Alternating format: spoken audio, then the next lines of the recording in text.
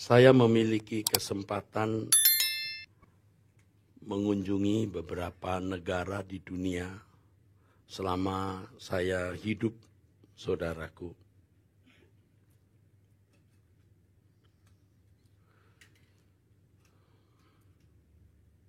Menginjakkan kaki di benua Amerika, Afrika, tentu dataran Cina, Australia, New Zealand. Ada satu hal yang saya perhatikan, saudara. Satu hal yang saya perhatikan dan ini menggores di hati saya. Ketika saya memperhatikan siklus hidup manusia. Siklus hidup manusia. Kalau di negara barat,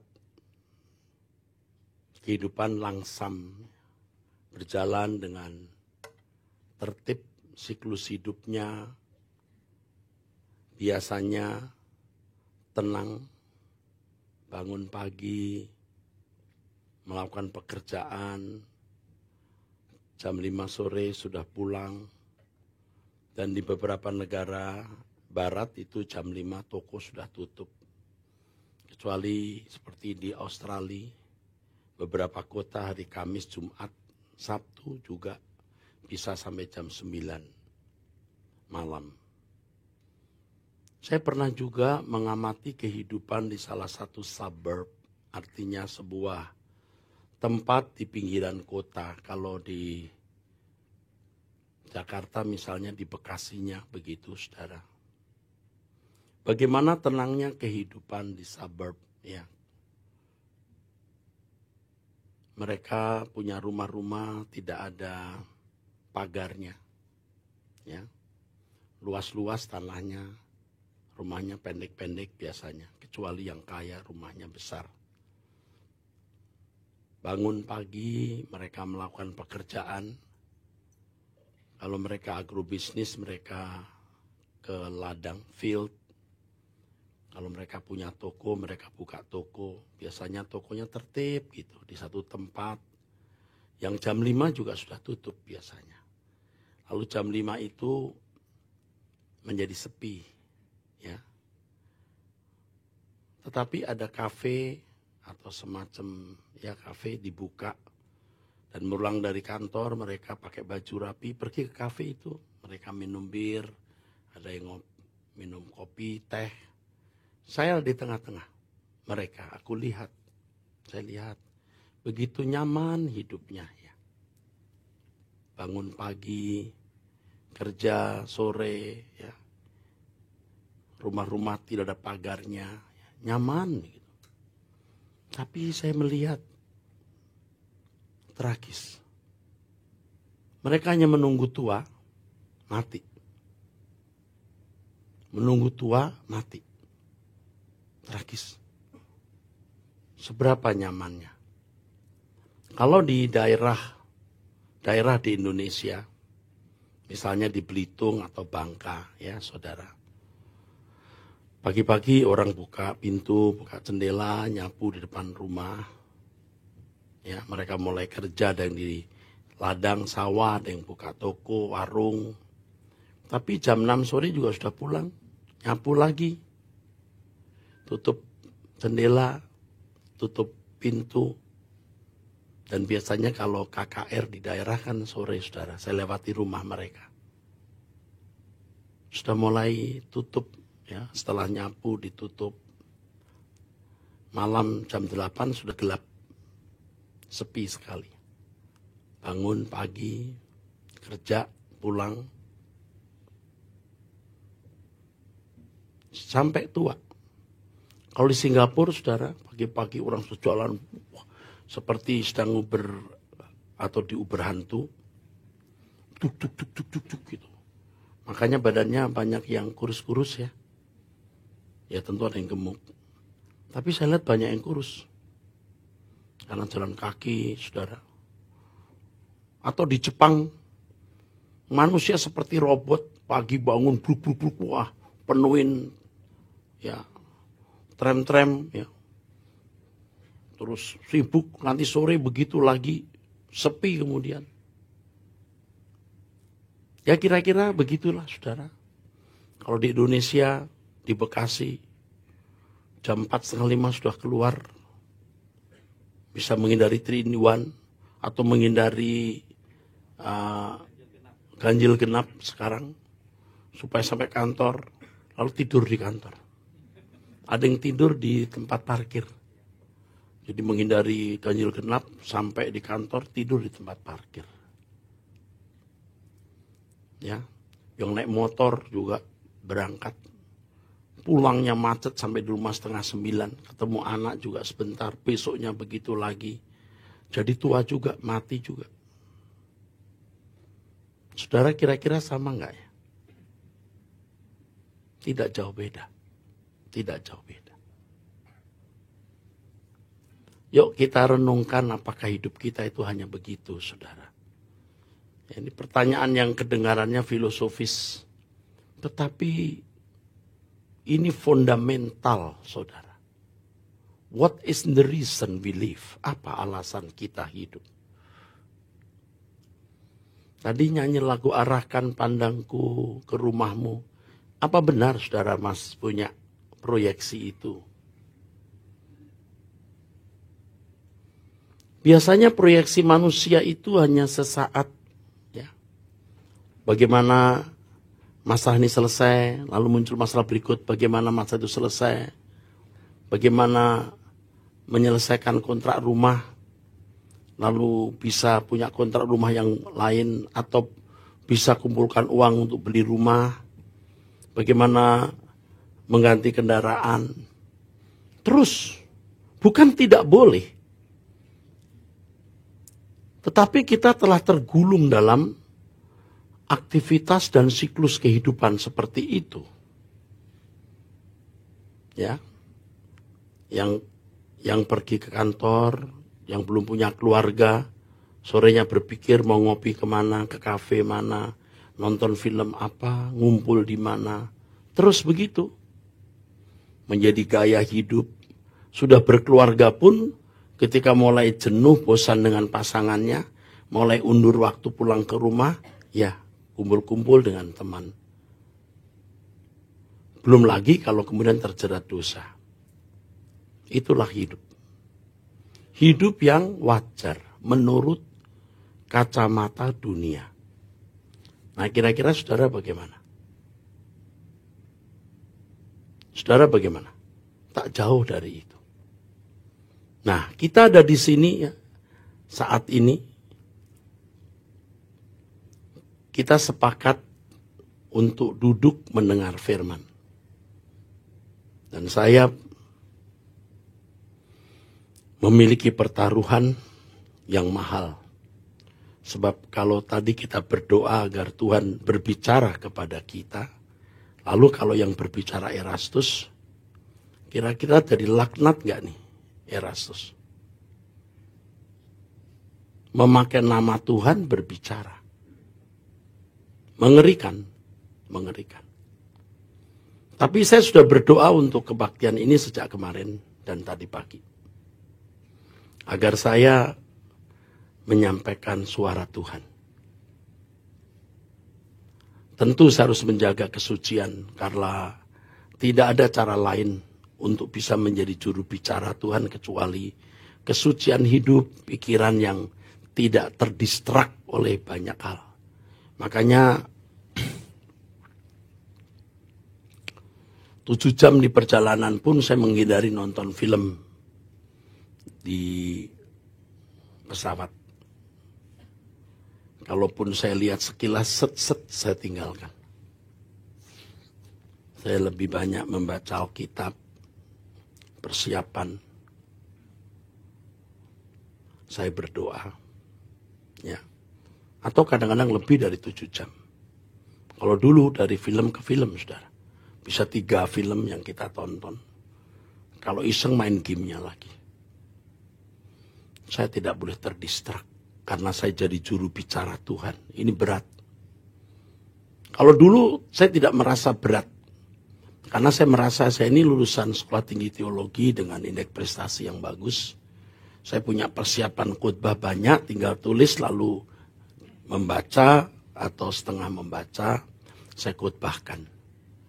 Tapi seiring berjalannya waktu, ketika Tuhan mulai banyak mengubah dan menjamah saya lebih mengerti tanggung jawab sebagai God speaker, juru bicara Tuhan. Dan kalau saudara hari ini dan saya sepakat kita mendengar suara Tuhan, ini yang saya sampaikan. Gaya hidup saudara, apakah sama seperti orang pada umumnya? Karena lifestyle orang tua, lingkungan pendidikan, lingkungan pergaulan, juga begitu. Tanpa sadar kita to be trapped. Kita terjebak tanpa kita sadari. We don't realize it. Kita tidak menyadari itu. Kita terjebak, saudaraku. Saya juga pernah terjebak.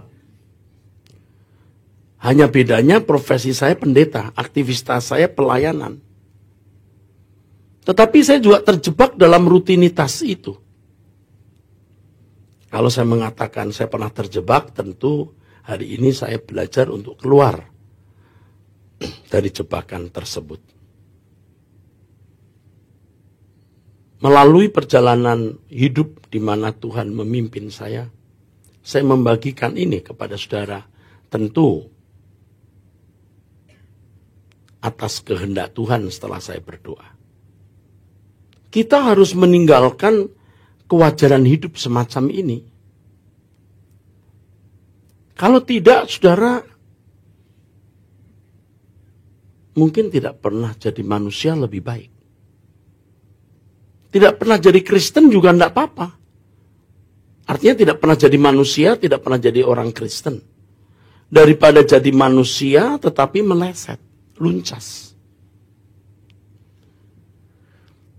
Anda tidak tahu bagaimana seharusnya mengisi hidup itu. Karena kedatangan Tuhan Yesus ke dunia itu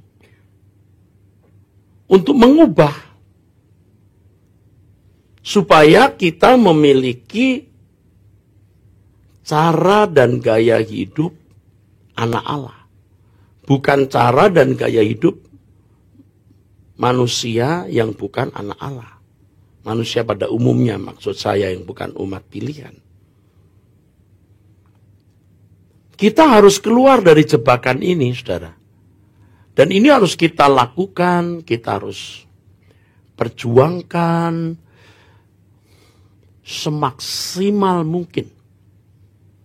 Jadi tidak bisa dengan sendirinya kita keluar dari jebakan ini karena kita ke gereja, karena kita jadi orang baik-baik.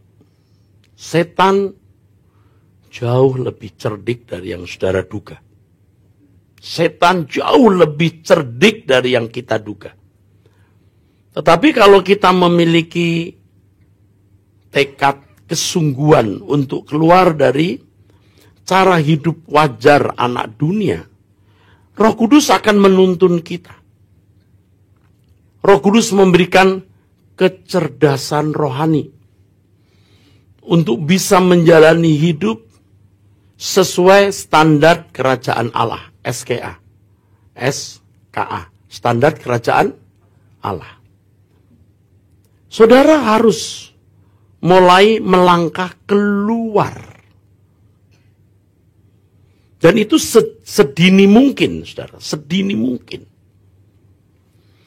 Tadi pagi saya berdialog dengan seorang hamba Tuhan yang juga berkhotbah di sini. Dia dialog dengan saudaranya atau keluarganya yang keluarganya masih keluarga, yang secara materi sukses, kaya. Saudaranya ini sudah umur ya saudara, sudah seumur saya ini. Saudaranya ini berkata kepadanya, kita sudah tua ya, mau cari apa ya? Nih si kaya ini. Lalu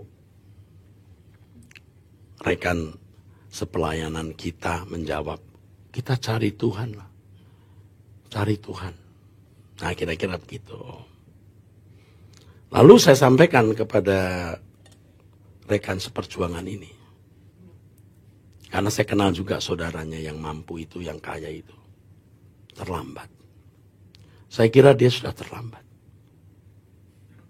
Seandainya mencari Tuhan, itu tidak akan bertumbuh secara normal. Mencapai apa yang seharusnya dicapai. Ibarat karet itu sudah tidak bisa ditarik panjang. Kalau ibarat tanah itu sudah tidak bisa menumbuhkan tanaman yang baik dan membuahkan buah yang baik.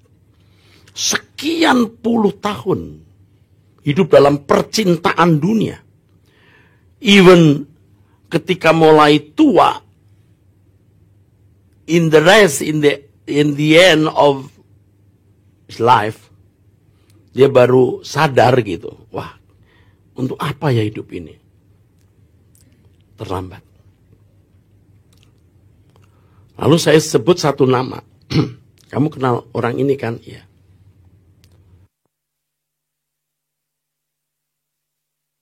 Saya juga kenal baik. Sampai sekarang dia ke gereja juga.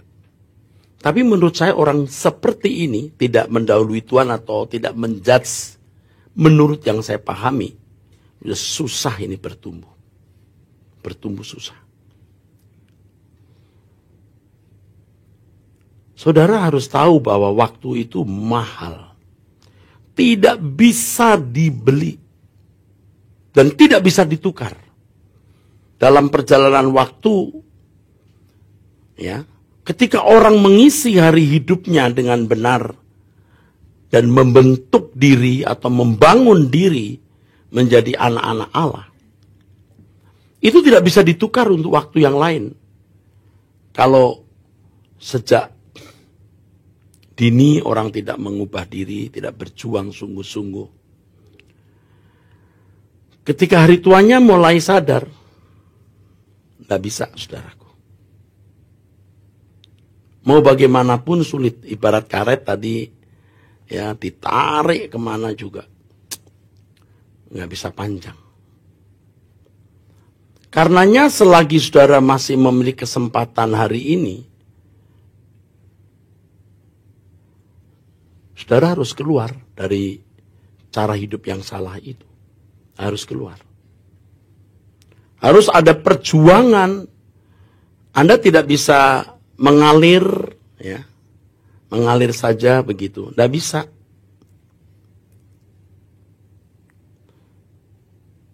Firman Tuhan mengatakan begini.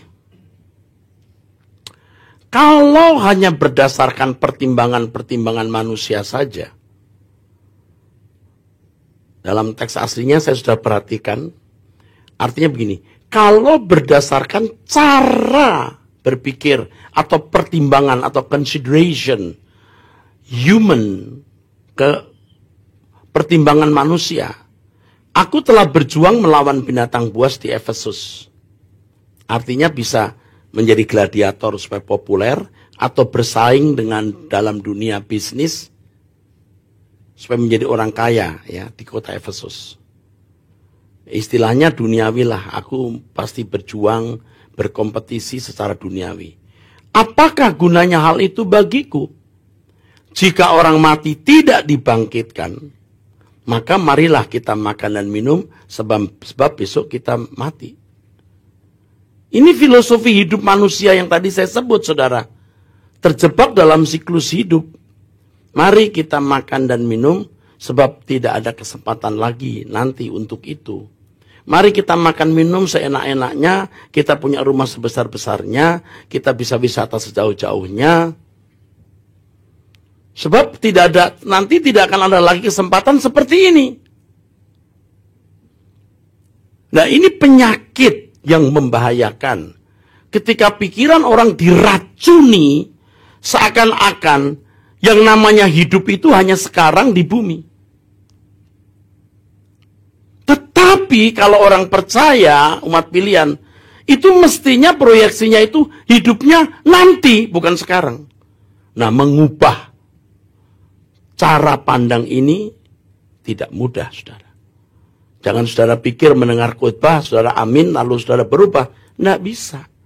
Tekukannya itu, kalau kertas ditekuk itu, udah lama, dibuka pun balik lagi. Atau ibu-ibu yang suka setrika, pembantu salah setrika celana panjang, mestinya lipatannya bukan di sini, harus di sini, di situ. Udah salah, nanti ngerubah lipatan itu susah, Bu. Kasih air dulu. Tapi kalau sudah lama, lipatannya itu bisa tidak mudah. Nah, lipatan kita itu sudah begitu, saudara. Dibuka balik lagi. Makanya saudara mendengar khotbah sedahsyat apapun, kalau memang dasarnya tidak mau berubah setiap hari, pulang, Anda balik lagi. Amin nggak? Amin nggak? Saudara mengerti maksud saya? Kurang apa dihajar firman terus? Suara kebenaran. Tetapi tidak merubah tiap hari. Lipatan Anda itu harus dirubah tiap hari sampai punya lipatan baru. Kalau stretch, apa itu ya? Luka itu apa? Goresan. Kalau Anda sudah digores dunia, itu menghilangkan goresan ini nggak gampang. Harus ada goresan baru yang lebih dalam. Semua kita, termasuk para aktivis, saya para pendeta, singer, Anda tidak akan bisa merubah cara hidup gaya hidup saudara kalau cara berpikirmu tidak diubah setiap hari. Coba saudara jujur, coba saudara periksa. Atmosfer pikiran manusia pada umumnya juga atmosfer pikiran saudara adalah seakan-akan kematian itu keadaan tidak hidup, mati. Padahal kematian justru konversi, memindahkan perpindahan kepada kehidupan yang sesungguhnya. Makanya renungan saya tadi pagi, doa pagi tadi adalah dimensi hidup kita itu berbeda dengan dimensi hidup yang bukan umat pilihan, saudara. Waduh, firman Tuhan itu kaya sekali dengan ayat-ayat yang jelas mengarahkan ke sana. Khotbah di bukit saja dimulai dari berbahagialah orang yang miskin di hadapan Tuhan. Nah, itu tidak sederhana. Pasti orang yang berinteraksi dengan Allah, mengerti cara pandang Allah dan menyadari dirinya, dia miskin di hadapan Allah.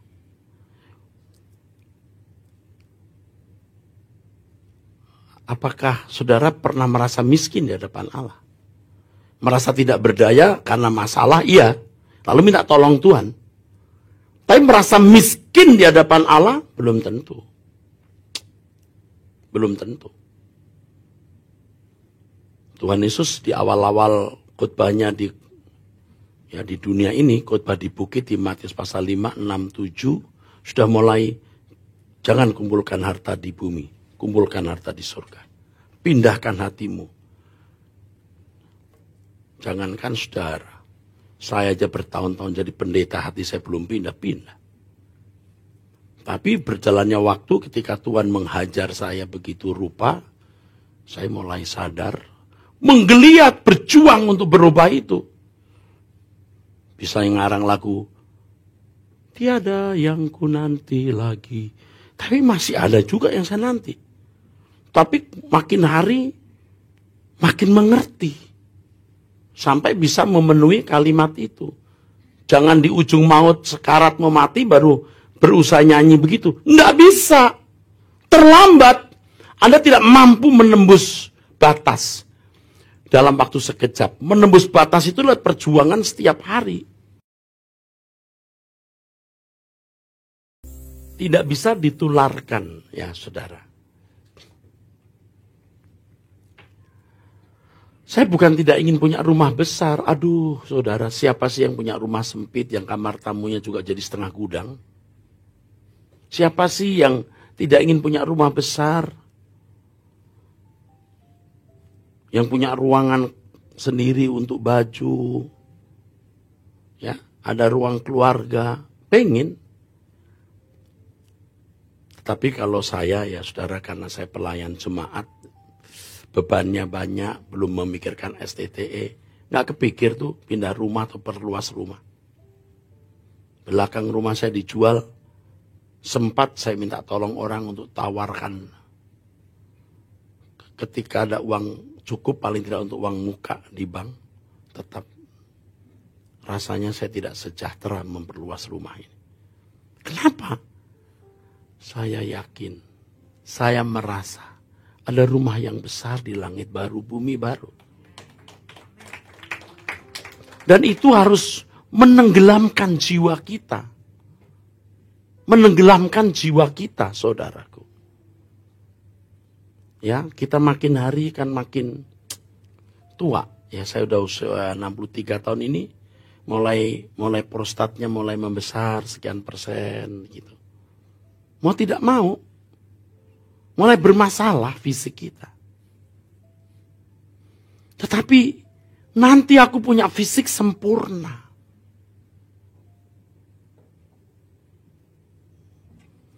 Dan itu menjadi kesukaan, menjadi harapan saudara. Nah, perasaan ini bagaimana membaginya kepada saudara, supaya kita tidak jadi duniawi, saudara.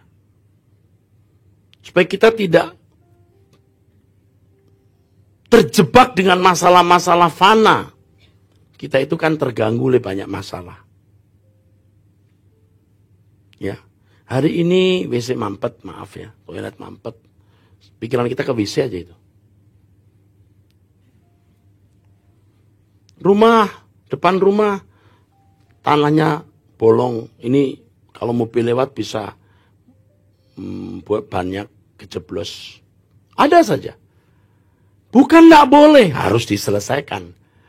Tapi kita jangan terjebak di hal-hal itu. Masih banyak lagi hal lain yang dalam kehidupan ini bisa menyita pikiran dan perasaan kita. Tidak masalah kita selesaikan dengan tanggung jawab. Tetapi mestinya proyeksi kita itu untuk hal yang lebih besar. Proyeksi kita kepada kekekalan. Dan itu tidak bisa kita miliki kalau kita tidak berjuang setiap hari. Karena lipatannya sudah terlalu lama, saudara. Harus berjuang. Nah, perjuangannya, ya saya menyimpang dulu ya. Ya nggak menyimpang. Mestinya saya jelaskan nanti terakhir. Perjuangannya tentu adalah saudara harus mendengar firman yang benar. Carilah gereja yang membawa saudara kepada kebenaran. Kalau gereja ini membawa kebenaran, saudara dengar. Kalau tidak, saudara pindah gereja. Tidak apa-apa, tidak masalah. Sama sekali tidak membuat kami terganggu karena jumlahnya sedikit. Yang terganggu adalah saudara binasa. Ya, itu. Betul, saudaraku. Jadi, saudara-saudaraku, kami rindu saudara-saudara itu diubahkan. Dibaharui terus. Dengar firman.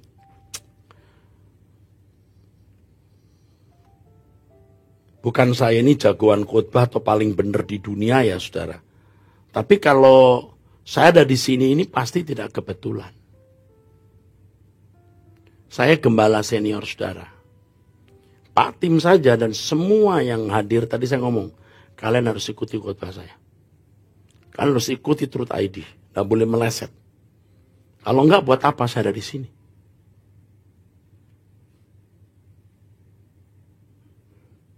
Karena visinya jelas, kita mau membawa orang ke langit baru, bumi baru.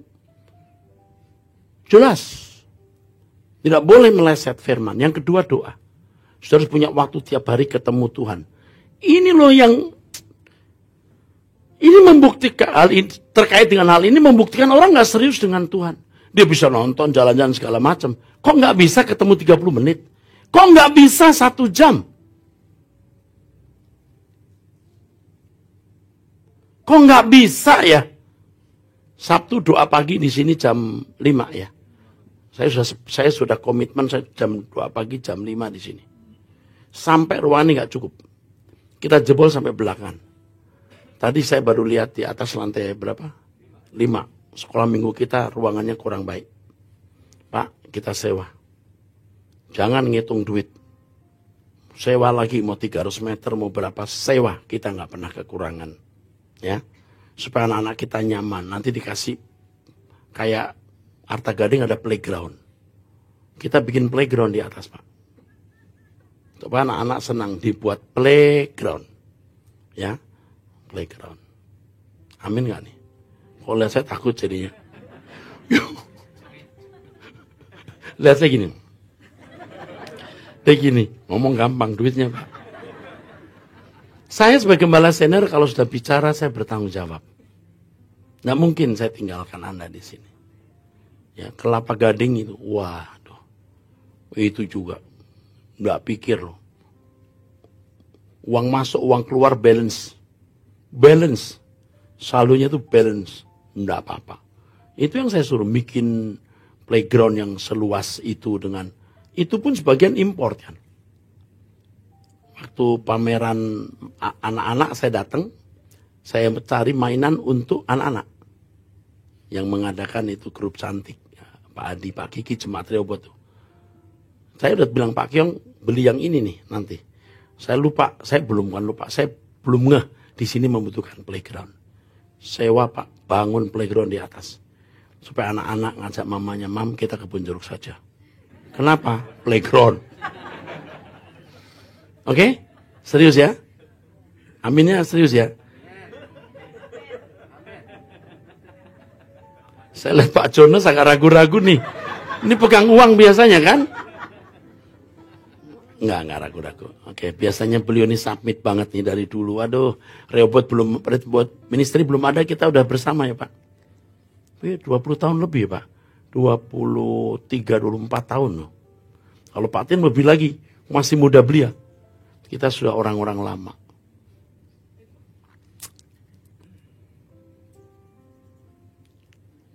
Doa bersama di sini. Nanti itu ruangan belakang tuh Pak akan tembus sampai di sana. Bisa 1,5 kali lipat ini. Sampai di sana kalau bisa. Betul nggak Pak? Supaya saudara nggak padat-padat. Jadi kita sudah, sejak saya doa pagi, saya sudah berkata, ini mesti dijebol. Ya. Malah saya sempat bilang gini, cari ruangan yang lebih luas. Gedung mana? Ya Pak? Kita harus punya visi besar menyelamatkan jiwa-jiwa. Nah kita nggak cari keuntungan Pak. Kita bukan dagang gado-gado atau mie ayam. Kita ini betul-betul mau mengajarkan kebenaran. Ngajak berdoa. Lalu Bapak Ibu memiliki hidupan yang tiap hari diubah. Memindahkan hati itu nggak jelek gitu Pak. Tapi step by step, day by day. Baru tekukannya berubah. Masih bisa ikuti? Sudah mendengar apa yang saya katakan? Saudara masih tercengkeram dengan pikiran seakan-akan hidup itu hanya di sini. Itu nggak gampang loh ngerubah begitu. Pada umumnya, pendeta aktivis pun banyak yang masih berpikir bahwa hidup itu sekarang, nanti bukan hidup, nanti mati. Loh, justru setelah mati itulah kehidupan yang sesungguhnya yang Allah sediakan. Maka Yesus berkata, Tuhan, kumpulkan harta di surga, bukan di bumi. Carilah dahulu kerajaan Allah dan kebenarannya. Sedangkan itu dicari bangsa-bangsa yang tidak mengenal Allah. Kamu bukan dari dunia ini, sama seperti aku bukan dari dunia ini. Paulus mengatakan, kewargaan kamu di surga, di sana kita menantikan Tuhan yang mengubah tubuh kita. Lah, ayat-ayat begini kok sekarang nggak kedengeran. Pikirkan perkara yang di atas, bukan yang di bumi. 1 Petrus 1 ayat 3 dan 4. Hidup kita penuh pengharapan. Pengharapan untuk menerima warisan kekayaan yang tak layu, tak cemar. Yang tersimpan di surga. Nah saudara nggak sanggup kalau tidak mulai sejak dini mengubah cara berpikir saudara. Nah, saya ini pendeta saudara. Bisa loh hatinya belum dipindahkan tapi khotbahnya pinter. Bisa. Tapi sekarang saya tidak mau begitu. Saya celaka, saudara. Saya mau jadi juru bicara Tuhan yang baik, supaya benar-benar jemaat yang saya layani itu berubah. Saudara pasti tidak menangkap usaha cari uang di gereja ini. Kalau saudara berpikir begitu, saudara bengkok.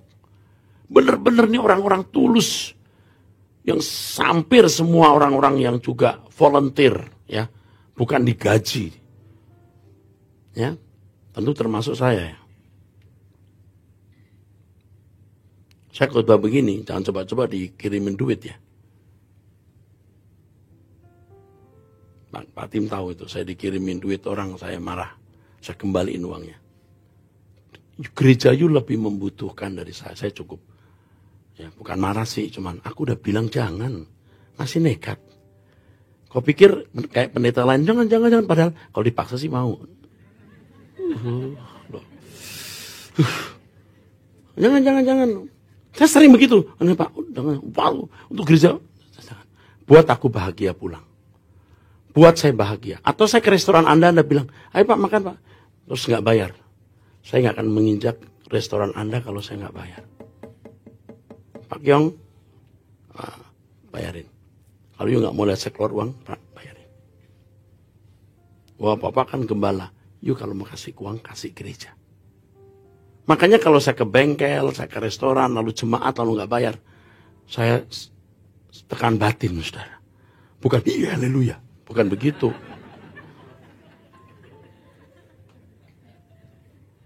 Istri saya belanja di pasar pagi. Tawar-menawar sama yang jaga. Setelah selesai, nggak dapat, ya udah pergi. Tuan rumahnya, itu Bu Eras, ambil. Awas lu ambil. Setelah sadar itu istri saya, itu Bu Eras, Bu ambil aja. Dia kan nggak yang buat, dia juga belanja. Kalau mau ya, you kasih gereja. Setelah you menghitung berapa uang yang kau miliki, fair. Nah, saya ngomong begini bukan untuk tebar pesona, supaya Anda percaya bahwa kami mengajak saudara pulang ke surga. Cara hidup harus dirubah. Jangan seperti siklus hidup manusia pada umumnya. Cari makan, hidup, besok mati, selesai. Bukan begitu, saudaraku. Jangan begitu, saudaraku. Cara berpikir kita harus cara berpikir anak Allah. Yang hatinya dipindahkan di kerajaan surga. Dan untuk itu, saudara harus menggeliat, mengubah diri. Harus ada usaha yang serius. Sudah saya katakan usahanya tadi, saudara harus mendengarkan firman. Jadi waktu di kantor, nganggur, jangan ngobrol yang enggak. Bikin dosa. Bercanda-bercanda yang enggak menyalahi katanya. Mendistrak pikiran kita, merusak. Dengar khotbah saja. Di jalan, dengerin khotbah. Kalau Anda naik bus, Anda bisa mendengarkan lewat headphone. Dengar firman. Karena firman Tuhan mengatakan, jangan serupa dengan dunia ini, saudara. Nah, cara hidup kita harus berubah.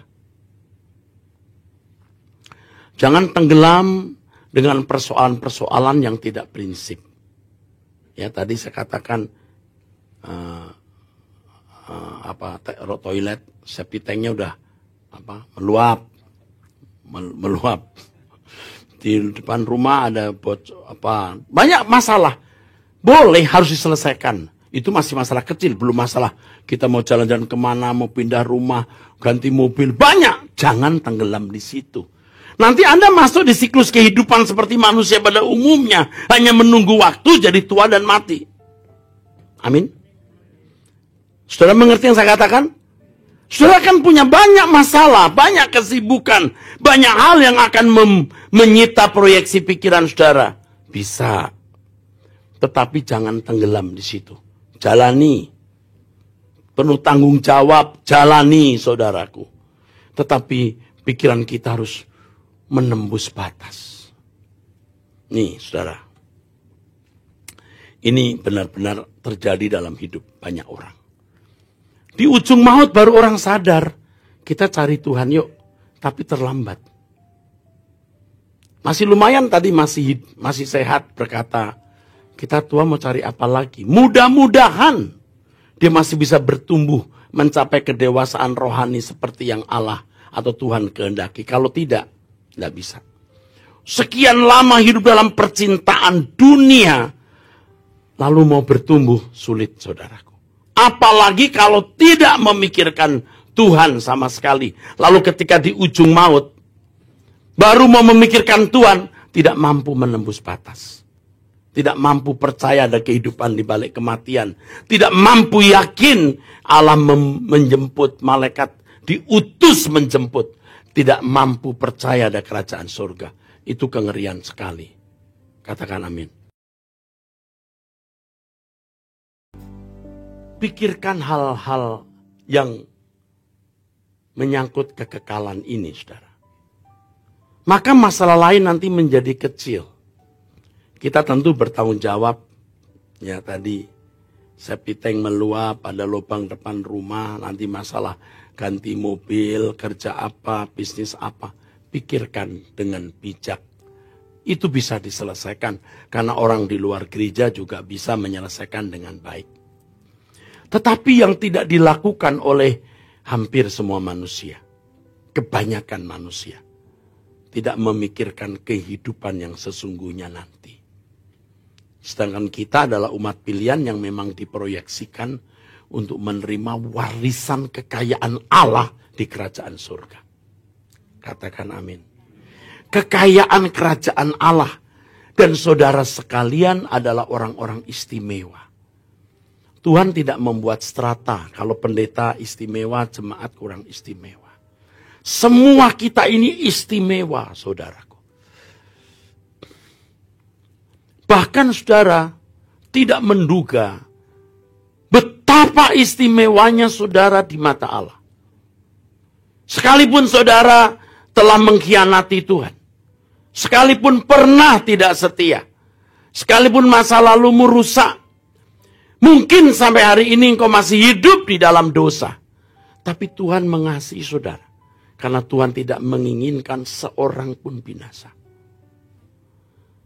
Ia mengasihi saudara lebih dari yang saudara duga. Ada satu kalimat yang mengejutkan ketika saya berkhotbah beberapa waktu ini. Karena saya temukan di mimbar waktu saya khotbah.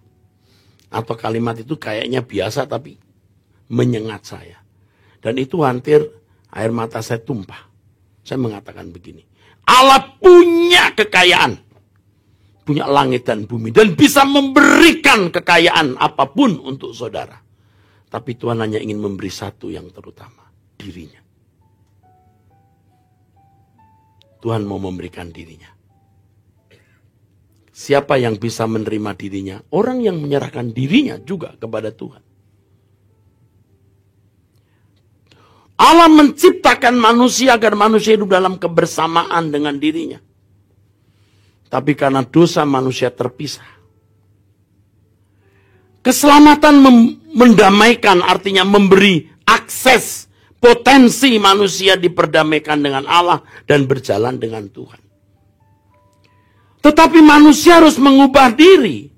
Kalau masih menggunakan cara hidup seperti cara hidup anak-anak dunia, kita tidak bisa melekat dengan Allah, saudaraku. Harus kita usahakan dengan serius setiap hari mendengar firman, berdoa, ya, saudaraku. Dan terus memiliki komitmen untuk merubah diri. Lagu tadi itu tak pernah kau tahu denyut akhir langkahmu. Artinya ya kamu tidak tahu kapan kamu meninggal. Desah terhenti di tepi peraduan. Artinya napas berhenti ketika ada di pembaringan. Kuntum bunga tak lagi menyapa embun pagi. Artinya tidak bisa lagi melihat keindahan yang Allah ciptakan di bumi ini. Fajar mentari seakan tak pasti. Mungkin Bapak Ibu pernah mengalami, melihat atau saudara sendiri mengalami. Kalau saya sudah pernah mengalami, apakah hari apakah malam ini bisa saya lalui dan besok pagi aku masih bisa melihat matahari. Ya, fajar mentari seakan tak pasti. Kerlingmu tak mampu beri isyarat bisu. Orang yang tergeletak di rumah sakit dengan banyak selang dan alat-alat medis tidak mampu bergerak. Dia hanya memiliki kerling mata, saudara. Ia ingin bicara tapi tidak mampu menyampaikan apa yang ada dalam hatinya. Kosong tatapan, tanda kering harapan. Matanya kosong. Tak tamat pentas hidupmu, segalanya terasa pilu. Sepi sendiri di lorong kekalmu. Saudara akan mengalami ini loh kalau saudara tidak bertobat. Pasti saudara punya pengalaman ya. Mempelajari sesuatu yang sulit, tapi kemudian mudah. Apakah itu belajar matematik, belajar bahasa Inggris, belajar musik, belajar naik sepeda, belajar naik motor, belajar mobil.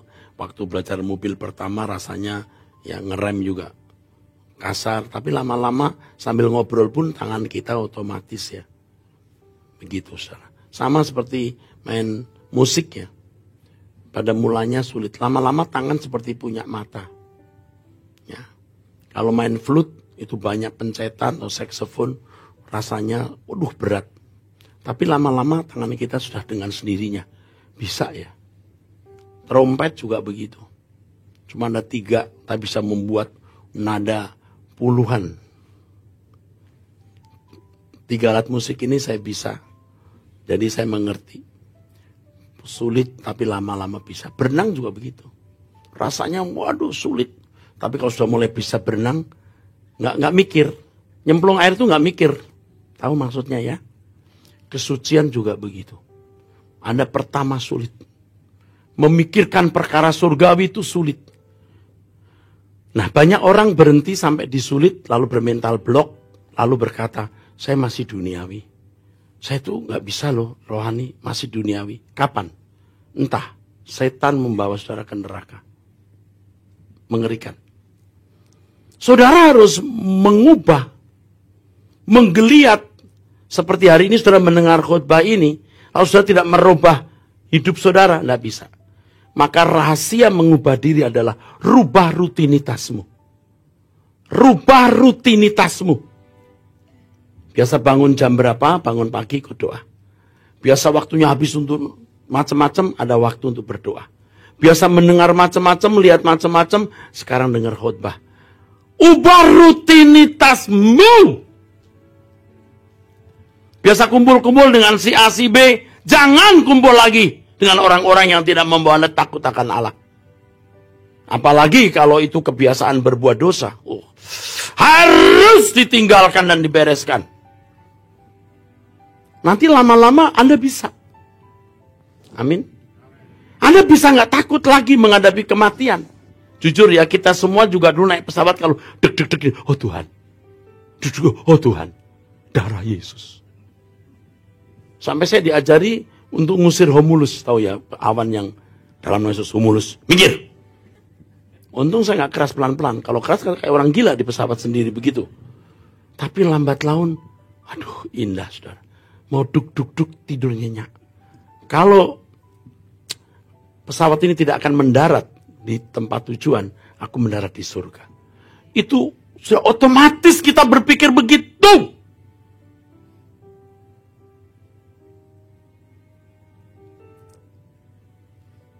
Harus ada usaha untuk itu, saudaraku.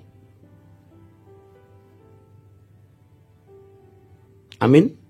Saudara mau berubah? Lakukan, saudara. Ya, resiko ditanggung penumpang sih. Saudara yang menanggung resiko saudara sendiri. Tetapi saya sebagai pelayan Tuhan Yesus, kalau bisa saya ngomong sekeras-kerasnya, berubahlah. Kekekalan itu mengerikan. Jangan remehkan kekekalan. Mulailah berubah. Rubah rutinitasmu. Apa yang saudara perlukan? Mungkin Anda sedang ada dalam masalah ekonomi, masalah rumah tangga, masalah kesehatan. Tidak salah menyanyikan lagu ini. Tetapi nyanyikan lagu ini untuk kekekalan. Jangan nanti di ujung maut baru saudara berkata, ku perlu kau Tuhan. Ketika Anda sadar bahwa sesungguhnya yang Anda butuhkan hanya Tuhan, terlambat. Kalau hari ini kita berkata, ku perlu kau Tuhan, bukan karena aku sedang dalam persoalan ekonomi, bukan karena aku dalam persoalan rumah tangga, bukan karena aku sedang dalam satu masalah hukum atau ada ancaman tertentu. Tapi aku perlu Engkau Tuhan, karena aku butuh tuntunan bimbingan-Mu. Pegang tanganku untuk masuk kekekalan. Amin.